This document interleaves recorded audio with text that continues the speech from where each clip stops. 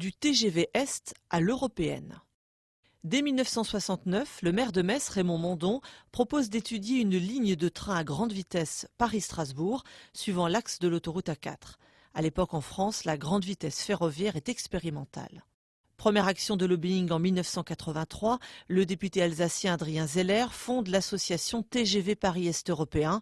Objectif, pousser la SNCF et l'État à lancer le projet car ils ne croient pas à sa rentabilité. Les négociations commencent et vont durer très longtemps.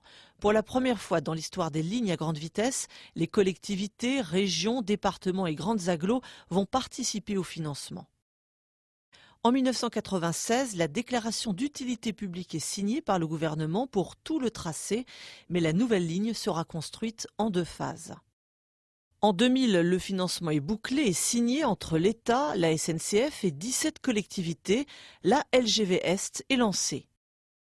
En 2002, c'est le début du chantier. En 2004, la pose du premier rail à Saint-Hilaire-au-Temple dans la Marne. 2007, grande année, mise en service de la première phase Paris-Baudrecourt. Strasbourg est à 2h20 de la capitale. 2007, c'est aussi la signature de financement de la seconde phase jusqu'à Strasbourg.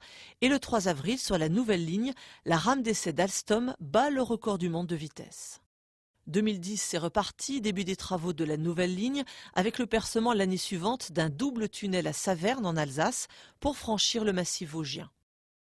Le 14 novembre 2015, à Egversheim dans le Bas-Rhin, c'est la catastrophe. Une rame d'essai déraille. Bilan, 11 morts et des dizaines de blessés. La partie de la ligne concernée par l'accident n'entrera pas en service en même temps que le reste.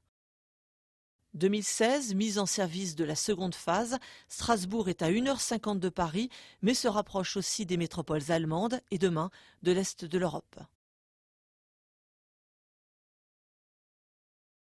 Created using Powtoon.